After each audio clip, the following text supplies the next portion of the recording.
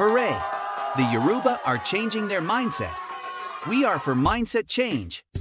We want to cheer ourselves and our target people of the world that Yoruba mindset is finally changing for the better.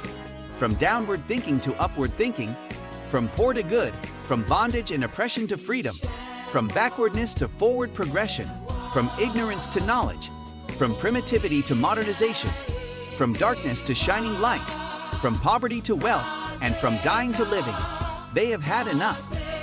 The people are the Yoruba, forced to live in a country since 1914 with other tribes of far different cultures, history, and future, but have now realized and known better that to continue to live in that same country with some of these other tribes is no good for them at all, and not good for their generations to come. They have found wisdom. They are changing their mindset and are getting out of their entrapment in that geographical expression that they have been in to form and freely run their own country, their own heritage, their own land. They are breaking out from under the slabs to growing and being seen by the whole world.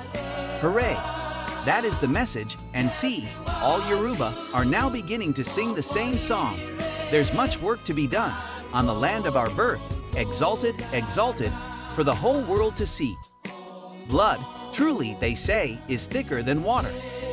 Hi, I trust that you too can make something, anything, that is both expressive and impressive at the same time, such that if anyone sees or hears it, they will run with it, shout it out loud to the whole world and clap for the Yoruba people on this great achievement of the changing of their minds about finally leaving the failed country.